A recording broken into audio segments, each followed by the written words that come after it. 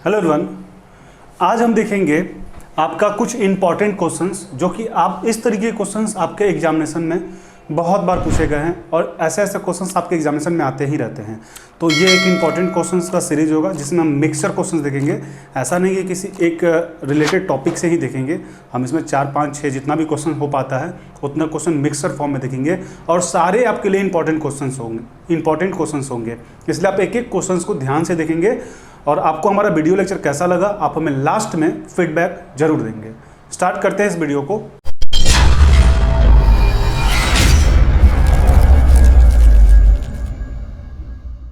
तो important questions में जो हमारा क्वेश्चन नंबर है वो फर्स्ट है। आप यहां पे ध्यान से समझेंगे। 5 क्रमागत संख्याओं का औसत 10 है। 5 क्रमागत संख्याओं का औसत 10 है, तो बीच वाली संख्या कौन सी होगी? बीच वाली संख्या कौन सी होगी? पहले यहां पे देखिए, क्रमागत का मतलब आपको समझ में आना चाहिए। क्रमागत का मतलब होता है क्रम से। क्रमागत मतलब क्रम से, यानी 1, 2, 3, 4, 5 5 यही आपके पास संख्या होगी। और यहां पे बोला जा रहा है कि 5 क्रमागत संख्याओं का औसत 10 है। जब भी आपके पास क्रमागत हो और बीच वाली संख्या दिया रहे, जब भी आपके पास क्रमागत संख्या की बात की गई हो और बीच वाली संख्या दी गई है, तो आप समझ लीजिएगा वही आपका आंसर है।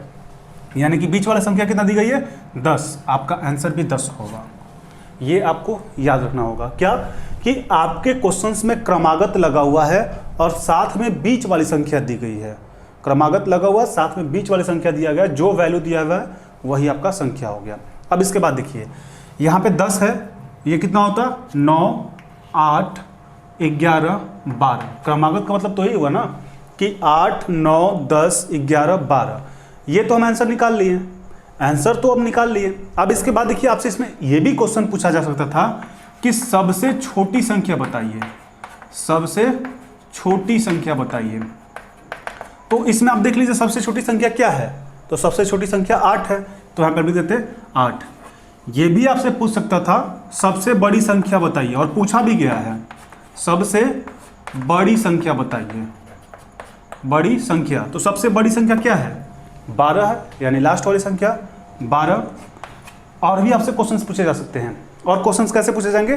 तो देखिए, आपसे और भी क्वेश्चन पूछता दूसरी सबसे छोटी संख्या। दूसरी सबसे छोटी संख्या, तो यहाँ पे आप ही देखिए ना, सबसे छोटी संख्या 8 है और 8 के बाद छोटी संख्या कौन है? 9 है, तो 9 हो जाता। ये भी पूछता कि दूसरी सबसे बड़ी संख्या बताइए। तो दूसरी सबसे बड़ी संख्या क्या होगी? दूसरी यहाँ पे सबसे बड़ी संख्या तो 12 है, और दूसरी सबसे बड़ी संख्या क्या? 12 को छोड़ने के बाद 11 है। तो ये भी पूछता। और भी आपसे क्वेश्चंस पूछे जा सकते थे। और भी क्वेश्चन ये पूछते हैं कि सबसे बड़ी प्लस सबसे छोटी संख्या बताइए। सबसे छोटी संख्या बताइए। तो सबसे बड़ी संख्या कौन है? सबसे बड़ी संख्या आपके पास 12 है, तो 12 लिखते हैं। और पूछता कि सबसे छोटी संख्या कौन सी है? तो 8 है, और इसका योग बताइए। क्या बताइए? योग। तो योग कितना हो जाएगा? 12, 8, 20। अगर से यहाँ पे सबसे बड़ी सबसे छोटी संख्या का अंतर पूछता, क्या पूछता?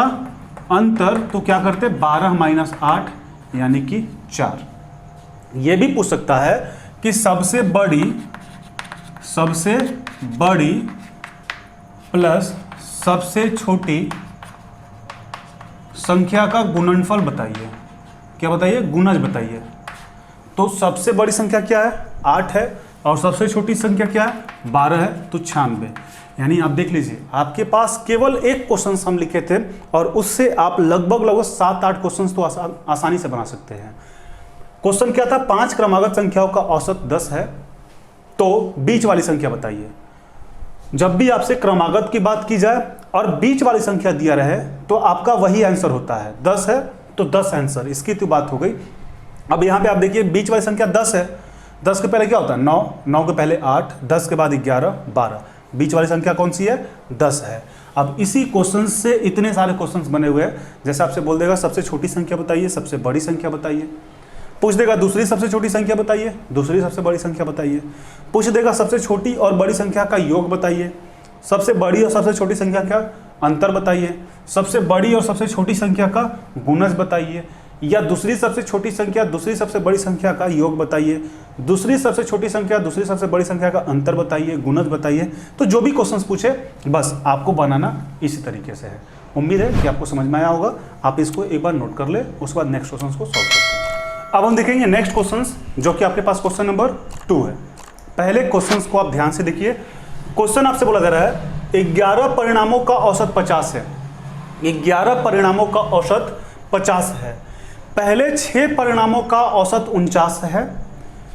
11 परिणामों का औसत 50 है। 11 परिणाम का एवरेज यानी औसत कितना है? 50 है। पहले 6 परिणामों का औसत 49 है और अंतिम 6 परिणामों का औसत 52 है। पहले का औसत कितना है? 49। अंतिम का कितना है? 52। तो छठा परिणाम का मान कितना होगा?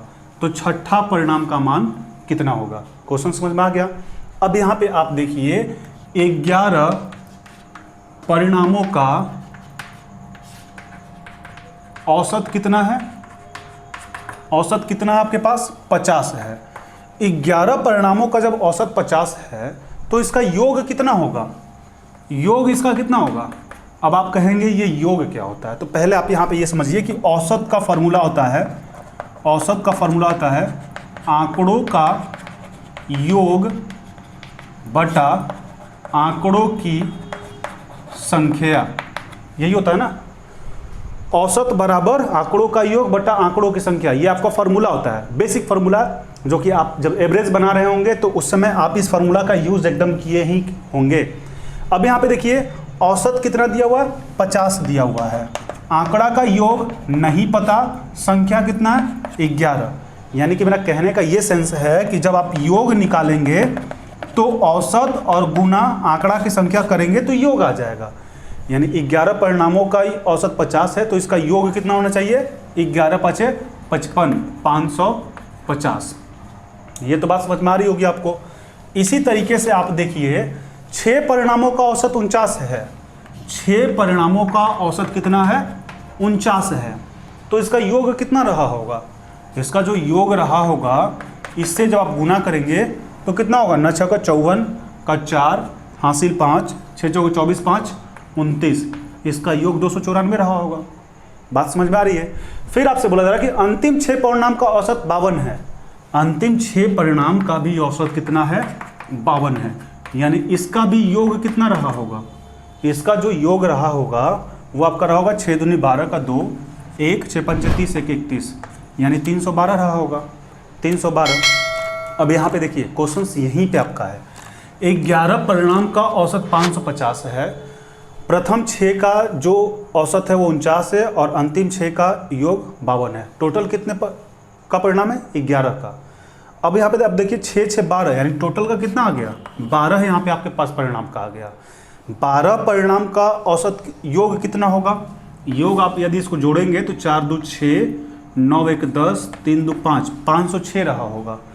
बट आप देखिए आपके पास तो जो 11 परिणाम है, इसको पहले देख लीजिए सही से। 4 2 6, 9 1 10, 3 2 5 1 6, 606 होगा ना, 606। अब यहाँ पे देखिए हमारे पास जो रिजल्ट है वो तो 12 परिणाम का है और 11 परिणाम का हमें पता है कि 550 है। 12 परिणाम का भी हमें पता होगा 606 है। तो क्वेश्चन में क्या पूछ रहा है? छठे परिणाम का मान बताइए। तो छठा परिणाम यहीं में से रहा होगा ना। यानी कि 606 में से जब आप 550 घटाएंगे तो 6, 10 में से 5 गया 5, यानी कि 56। और यही 56 जो है आप देख लीजिए ऑप्शन नंबर सी आपका सही है, इसका 56 होगा। नहीं समझ में आया? एक बार फिर से देखिए, जो भी आपको डाउट्स होंगे वो डाउट्स सेकंड बार जब हम समझा रहे हैं तो क्लियर हो जाएंगे। ध्यान दीजिएगा। 11 परिणामों का औसत 50 है। 11 परिणामों का औसत 50 है और आपको फॉर्मूला पता है कि औसत बराबर आंकड़ों का योग बटा आंकड़ों की संख्या होता है। 50 औसत है 11 का, तो योग कितना होगा? योग के लिए औसत को और आंकड़ों को गुना करते हैं तो योग 550 होगा। फिर आपसे बोला जा रहा है कि 6 परिणामों का औसत 49 है। 6 परिणामों का औसत 49 है तो इसका योग कितना रहा होगा? 6 में 49 से गुना करेंगे 294 रहा होगा। फिर बोल रहा है अंतिम 6 परिणामों का औसत 52 है तो इसका योग कितना रहा होगा? 6 में 52 से गुना करेंगे 312। अब देखिए ना, क्वेश्चन वही पे आपको निकल गया। हमें 11 परिणाम की बात किया जा रहा है, यहाँ 6 6 12 परिणाम हमें दिए हैं, यानी छठा परिणाम यहीं से तो निकलेगा ना।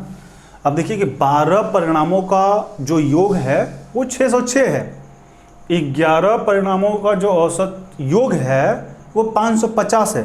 यानी देख लीजिए 606 में 550 जब आप घटाइएगा तो 56, यानी छठा जो नंबर होगा हमारा 56 56 होगा। उम्मीद है आपको समझ में आया होगा। आप इसको एक बार नोट डाउन करें, और यदि आपको समझ में नहीं आया आप वीडियो को फिर से एक बार देखें, आपको 100% समझ में आने वाला है, इसलिए आप इसको एक बार नोट डाउन कर लें।